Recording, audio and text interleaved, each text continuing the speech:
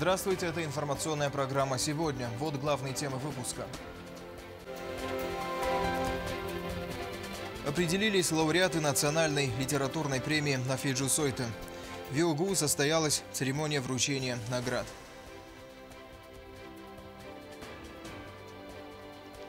Приятные метаморфозы в деятельности второй музыкальной школы. У школы, наконец, свое собственное здание и новые возможности. Один из самых известных осетинских спортсменов современности отмечает 25-летие. Мурат Гасиев принимает поздравления.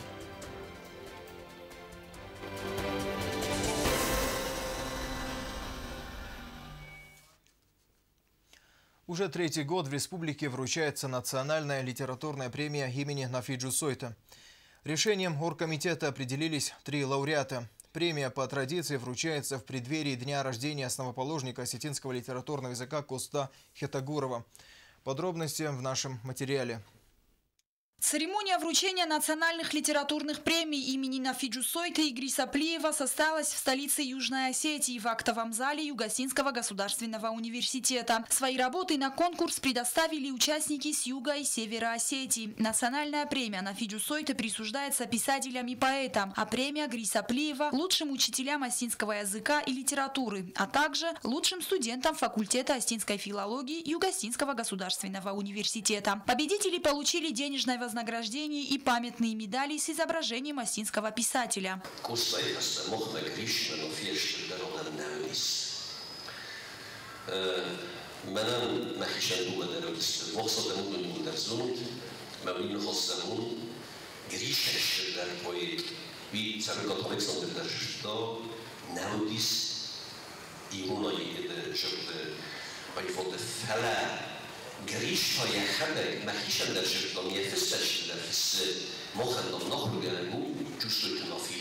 Третье место было присуждено поэту, публицисту, переводчику Энверу Хохоеву. Премию ему вручал декан осетинской филологии Северо-Осетинского государственного университета Борис Хозьев. Вторая премия была вручена Оксане Хитагуровой за книгу о Людмиле Головановой. Премию вручал замминистра культуры Республики Северная Осетия Алания Чермен Дудаев.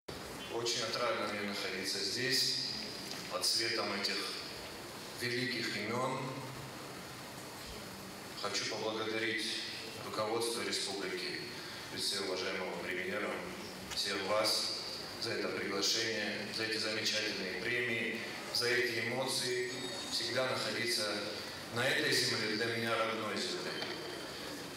Мне приятно, отрадно, и я испытываю искреннее счастье. Первое место получила поэтесса Ольга Чехоева. Награждал ее ректор Госуниверситета Вадим Тедеев. Будучи великим ученым, Нафи всегда отличался своей простотой в общении и в отношении к окружающим людям. Без преувеличения можно сказать, что вся его жизнь была посвящена осетинскому народу. Премию в размере 150 тысяч рублей получила Ольга Чехоева. Она пожертвовала ее 2 больным детям – Милане Джагаевой и Алану Джикаеву. Премию Гриса Плиева среди студентов разделили Александр Папашвили и Таира Нарикаева. Всем остальным участникам конкурса организаторы также вручили памятные грамоты и подарки. В этом году премия Нафиджу Сойте первой степени впервые была присвоена знаменитому поэту Абхазии Геннадию Аламия за прекрасный перевод книги Ирон Фендер на абхазский язык. Аламия был близким другом Нафиджу Сойте. Премию ему вручал премьер-министр Эрик Пухаев. Премию имени Нафиджу Сойте уже третий год вручают при содействии благотворительного фонда «Амунд». На мероприятии присутствовали представители научной и творческой интеллигенции Осетии, депутаты парламента, преподаватели и учителя осетинского языка и литературы, студенты Юго-Осетинского государственного университета, а также лауреаты этой премии 2017 года. На концерте, приуроченном к вручению, выступили государственный хоровой ансамбль «Симт» имени Бориса Галати, самодеятельный ансамбль селения Хоце Зауского района, вокально-инструментальный ансамбль Юго-Осетинского государственного университета. Роза Тедеева, Регина Черткоева, Аида Кочева. Информационный выпуск сегодня. 75 лет назад случилось восстание заключенных концлагеря Собибор. Этот лагерь называли конвейером смерти. Евреев и военнопленных доставляли туда в буквальном смысле вагонами. И в этот же день умерщвляли в специально оборудованных душевых кабинах, где вместо воды и стен пускали газ. В ходе восстания многим удалось сбежать, оставшиеся были расстреляны. Память о событиях тех лет жива. Об этом наш следующий репортаж. В этом году исполняется 75 лет с момента, когда группа узников устроила восстание в одном из 6 лагерей смерти нацистской Германии. Лагерь был создан в рамках операции «Рейнхард» специально для уничтожения евреев. Лишь незначительную часть оставляли в живых и использовали на различных работах в лагере. В сентябре 1943 года в Собибор доставили партию советских военнопленных. Попавшие в плен солдаты и офицеры Красной Армии, хорошо знавшие военное дело и имеющие боевой опыт, смогли поднять восстание, благодаря которому удалось спасти сотням людей. Сегодня на Аллее Славы у Вечного огня почтили память всех погибших в концлагере. Памятное мероприятие организовало представительство Россотрудничества при содействии Министерства образования и Комитета по молодежной политике, спорту и туризму. В своем выступлении чрезвычайный полномочный посол Российской Федерации в Южной Осетии Марат Кулахметов сказал, что надо всегда помнить подвиг солдат Красной Армии, которые попали в плен к фашистам в концлагерь. Они настоящие герои. Угроза смерти. Самые жестокие условия содержания человека не ограничивают, не останавливают его перед стремлением и волей к жизни. Это были мужественные люди, которые понимали, что идут на смерть. Но тем не менее они пошли на это, они это совершили. И сегодня, спустя 75 лет, мы склоняем головы и говорим, да, это были настоящие герои, герои своего народа, которые ценой своей жизни доказали, что они умирают за великое счастье быть свободным. Побег из лагеря смерти был организован советским офицером лейтенантом Александром Печорским. В нем приняли участие 400 человек. Они рванули к лесу по минному полю под пулеметным огнем. Около сотни были убиты или подорвались на минах. Узники концлагеря Собибор показали всему миру, что дух советских воинов, советского народа не сломлен. И этой акцией эти восставшие узники приблизили нашу великую победу. Концлагерь Собибор просуществовал чуть менее 1,5 лет, и за это время там отравили газом и сожгли 250 000 человек. Учащиеся и преподаватели школ республики совместно с преподавателями Юго-Осетинского государственного университета и организаторами памятной акции возложили цветы у Вечного огня. Во имя всех тех, кто жив, и тех, кого уже нет, и тех, кто будет потом.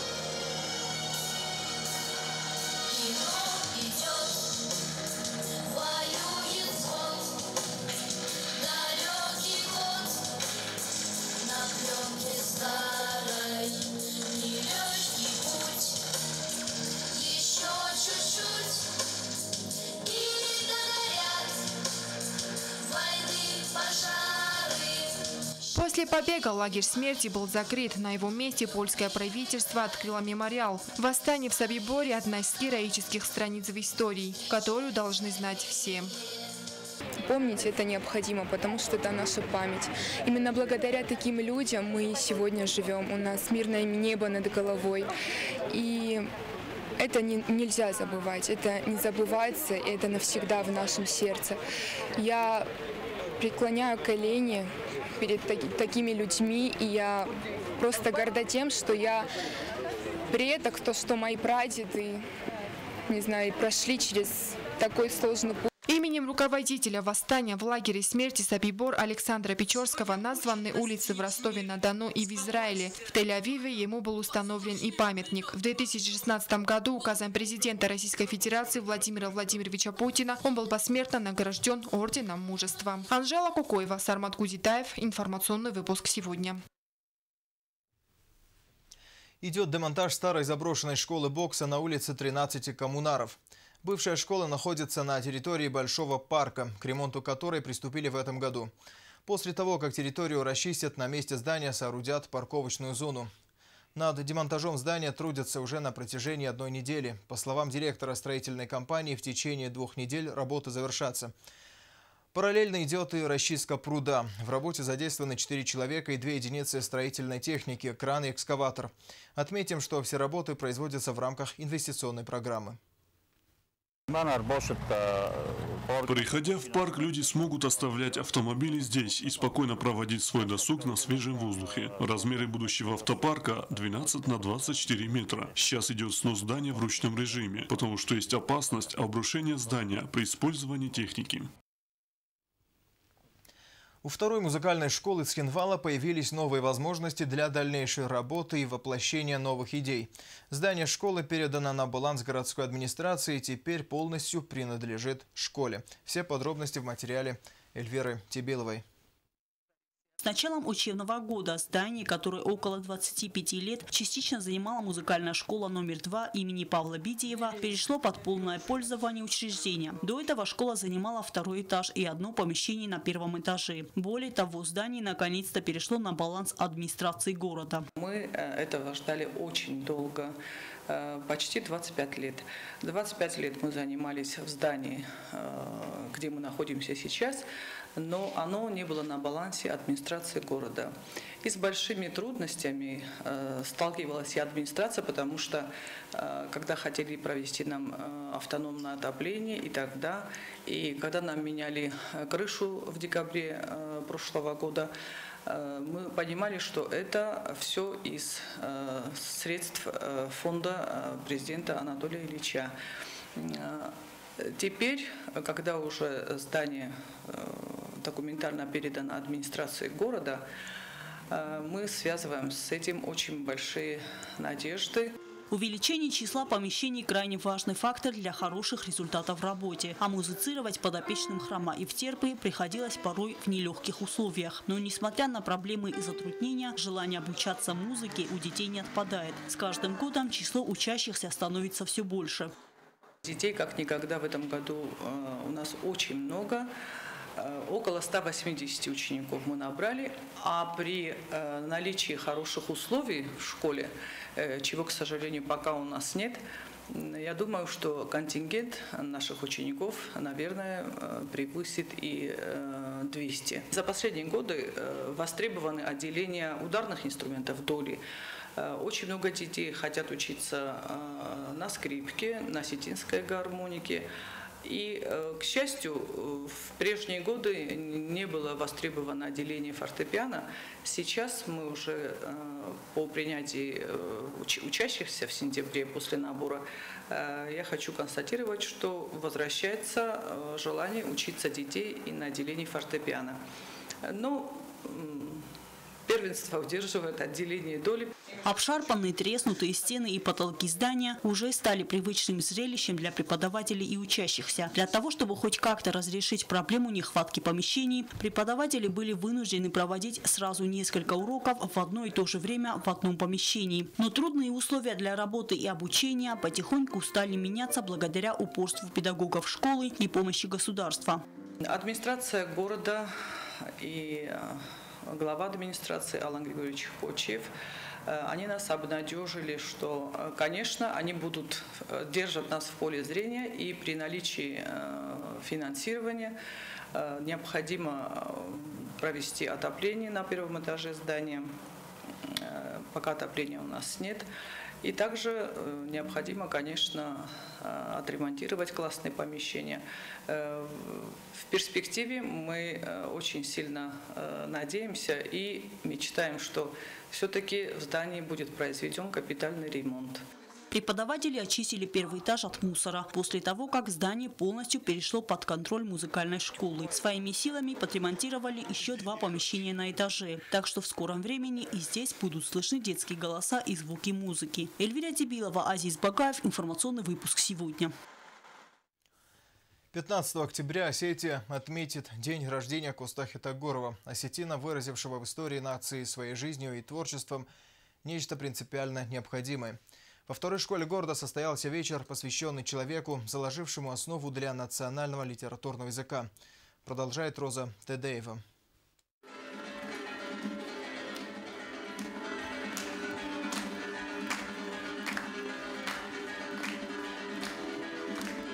В преддверии дня рождения основоположника осетинского литературного языка Коста Хитагурова во второй средней школе звучали песни, стихи и строки, посвященные гению. И хотя прошло более 1,5 веков, его заветы знают и учат, ведь история пока не дала Осетии равного Коста. Оттого он настолько почитаем. Коста Ливановича в Осетии знают от мала до велика, а с его творчеством начинают знакомить детей с младших классов.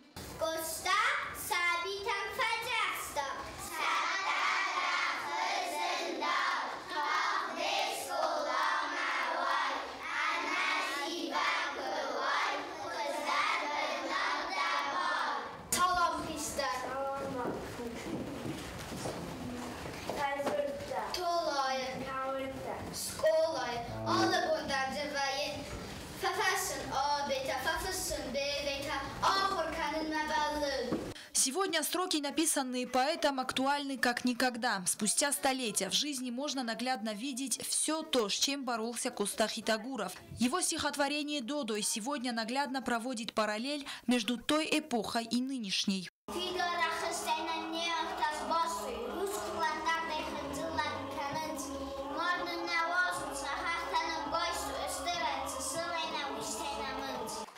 Исполнение национальных танцев, в частности хонгайсимт, маленькая импровизация в виде спектакля на произведение Циуамасвалата. Дети 2 Б-класса вложили в исполнение ролей весь свой талант.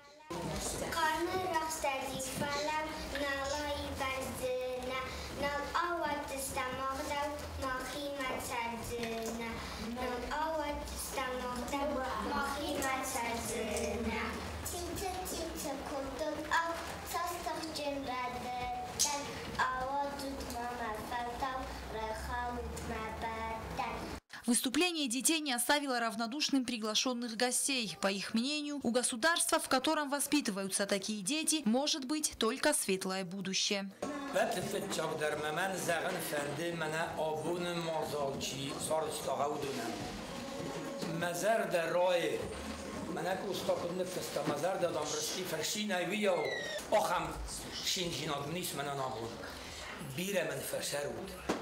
اشتربوزنك تشيواكم الكنهاودونا ما مناحو خامبتك تكنوا ودنا فرن سافكا كنه ودنا سومبون سافكا كنه اما ابون تازبوك هستم ما زغن فندشتو نسومبون مخن راز مشله نسومبون مخن خورزو باكس باكن جبه خسته سما خستود نقبولته شاردونو دارد اما هاوش دارد فنداگل شون شبا فرزاد کرای کروم هاوش آموندن دونیس کنم فرنزد تزغد.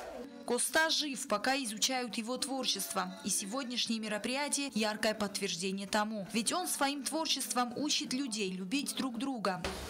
Люблю я целый мир, люблю людей бесспорно, люблю беспомощных, обиженных силой, но больше всех люблю, чего скрывать позорно, тебя, родной аул, и бедный наш народ. Его строки в произведении «Пророк» спустя столетия звучат как завет для нынешних и будущих поколений. Учат любви к родине и свободе. И чем толпа ничтожная рабыня, пустых страстей терзает, пусть на все.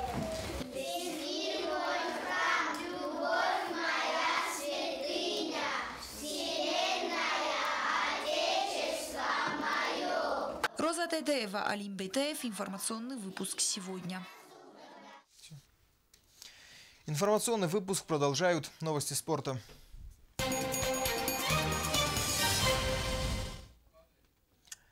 День рождения сегодня отмечает один из самых известных осетинских спортсменов мирового уровня – боксер, заслуженный мастер спорта Российской Федерации Мурат Гасиев. Его поздравил президент Анатолий Бибелов. Президент отметил выдающиеся достижения 25-летнего спортсмена с безмерным талантом, непоколебимым характером и искренней любовью к спорту. Пожелал ему осуществления планов и неиссякаемой жизненной энергии. Первая защита. Он стал достойным примером для подражания для тысяч юношей и девушек Осетии. Известный осетинский боксер-тяжеловес Мурат Гасиев сегодня отмечает свой день рождения. В свои молодые годы он добился потрясающих успехов. Свой первый профессиональный бой Гасиев провел в 2011 году и уже через 2 года завоевал титул чемпиона мира среди молодежи по версии WBS, отправив в нокаут грузинского боксера Левана Джамардашвили. Еще через год Гасиев стал чемпионом Европы по версии IBF. Одним из главных достижений молодого спортсмена на сегодняшний день стала победа над российским тяжеловесом, чемпионом мира Денисом Лебедевым. Эта победа сделала Гасиева чемпионом мира по версии IBF в первом тяжелом весе. В зрелищном бою в 12-м раунде Гасиев в прошлом году нокаутировал кубинца Юниера Дуртикаса и добавил к своему титулу чемпиона мира по версии IBF в первом тяжелом весе пояс WBA, а также оформил выход в финал Всемирной боксерской суперсерии. И как бы не менялась бы за окном картина, в моей груди бьется сердце осетина. Где бы я ни жил, в любой части мира, в моей груди бьется сердце осетина. И как бы не менялась бы за окном картина, в моей груди бьется сердце осетина. В финале Всемирной боксерской суперсерии Мурат Гасиев уступил Александру Усику. Это было его первое поражение. Гасиев начал тренироваться в боксерском клубе «Ариана» у заслуженного тренера России и Южной Осетии Виталия Сланова, с которым работает и в настоящее время. С 2014 года Гасиев периодически тренируется в Америке. Что мне лично очень сильно понравилось, он человек с потрясающим чувством юмора. Это всегда располагает к себе. И мы, народ Осетии, и не только Осетии, мы его не устанем как бы поздравлять с его спортивными достижениями. Но сегодня лично я хочу его поздравить с днем рождения, потому что он еще молодой, и в семейном плане, и в спортивном плане у него еще все впереди. И хочу ему пожелать счастья, просто счастья, потому что каждый вкладывает в понятие счастья что-то свое. Я уверен, что он не исключение, и у него тоже есть какие-то свои понятия о счастье. И вот я хочу, чтобы все у него в этом плане сбылось. И в спорте, и в семье, и в жизни. Каждая победа Мурата Гасиева – победа всей Осетии, каждого из нас. В одном из своих интервью Гасиев заверил, что традиция радовать Осетию победами продолжится. Мы все с нетерпением ждем его новых побед. Наш канал присоединяется ко всем поздравлениям. Желаем нашему чемпиону здоровья и новых побед на спортивном Олимпе. Зарина Кочева, Оксана Татаева. Информационный выпуск сегодня. Где бы я ни жил, в любой части мира, в моей груди бьется сердце осетина. Ну а сейчас узнаем прогноз погоды на завтра.